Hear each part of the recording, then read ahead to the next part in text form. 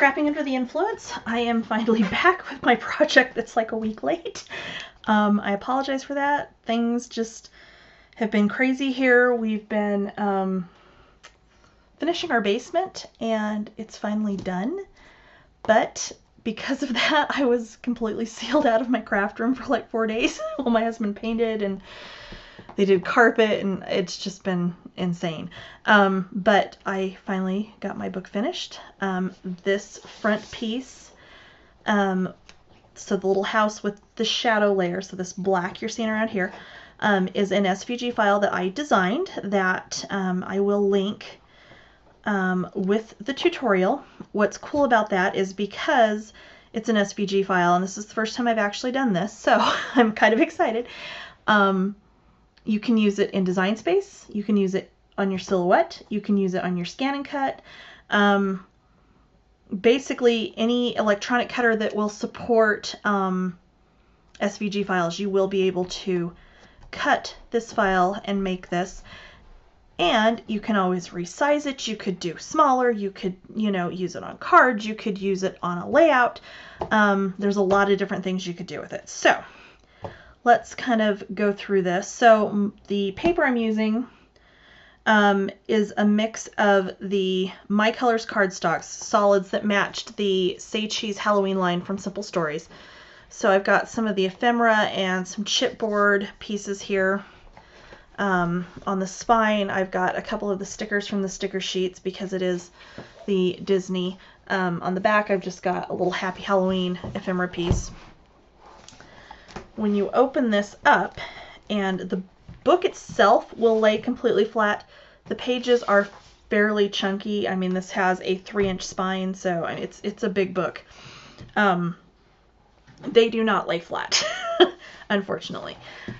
So on this side, I've got a pocket that I've designed that actually has an 1/8 of an inch gap back here in the back, so you can put taller things behind it. It also opens up this way so you can put pictures or other memorabilia or whatever down inside.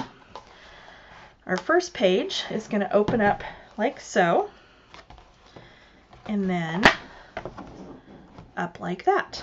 So we've got room for 5x7 pictures on all of these mats. So just right here alone, you've got spots for 7 5x7 pictures. Each page does have just a very simple insert. Again, 5x7 pictures. On the next page, we've got a pocket here that opens up. It's held closed with a magnet. It also folds open this way, and we've got some more photo mats. This, of course, is not attached, so you could slide a photo under there. Our next page, we've got, so this flips up. You've got some more photo mats, and then I've got some little diagonal pockets that actually swing out of the way here that I've just got a cut apart and then just a tag in. And I did leave my tags blank on this rather than matting them, just because you could put a picture on there. You could take a chalk marker and, write something on there if you wanted to. So this one, really, you can close it either way. No, you can't. Just kidding. I think it was supposed to be. It's been a long day. So that one closes up there. I've got one of the chipboard pieces here. Another one of our simple inserts there. Our next page opens this way, and you've got 4 photo mats here. Of course, this is loose, so you can tuck a picture up underneath there. This front is a pocket. Flip it open this way, you've got some more photo mats, and then we've got an 8x6 folio that, again, lots and lots of photo mats in this book, lots of places to journal and put pictures and that sort of thing. On this page, we've got another one of our simple inserts. This opens this way. I did mat this one so that you've got a bunch of the little 2x2 cut aparts because they are so cute. I've got one of the chipboard pieces there actually over the little sugar skull that is the same one underneath that, just to kind of give it some dimension. One of the border stickers, the rest of that little sticker. I've got stacked pockets here with just cut aparts inserted in there, so you've got lots of places to put pictures there. This is the one that closes either way, so you can close it with this on top, or you can close it with the little polka dots on top. On the back side here, this opens up this way. We've got another pocket here, and then space up here that you could put a small photo. Got another side loading pocket here, and that got kind of dinged up, I'm not sure how. Side loading pocket here, and that is held closed with the magnets. This did use quite a few magnets, so you've been warned. And we've got one more of our inserts. So this one opens up out this way, and again we've got photo mats that are loose so you can get a picture underneath here, and same thing back here.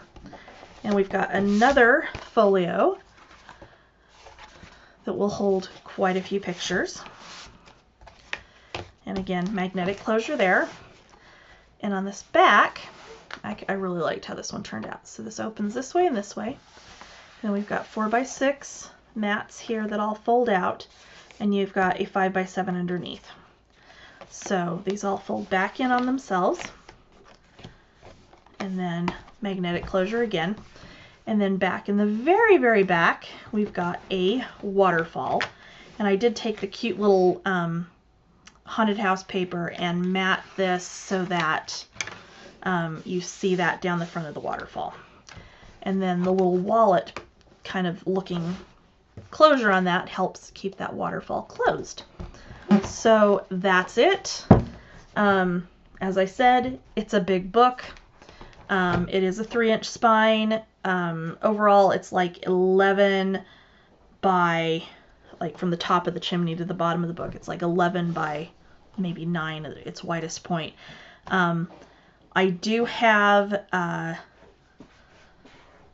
template for those that do not have electronic cutting machines that may want to cut this by hand. You will have to do the construction of the book a little bit differently, and I will go over that in the tutorial as far as how you are actually going to put this together if you're doing that. And it also works as an alternative if you didn't want to make the whole book shaped. So I hope to get the tutorial up here in the next couple of days.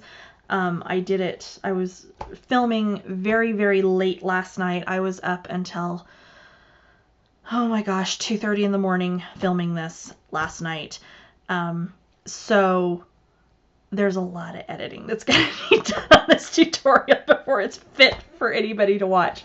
So I will get that up here in the next couple of days.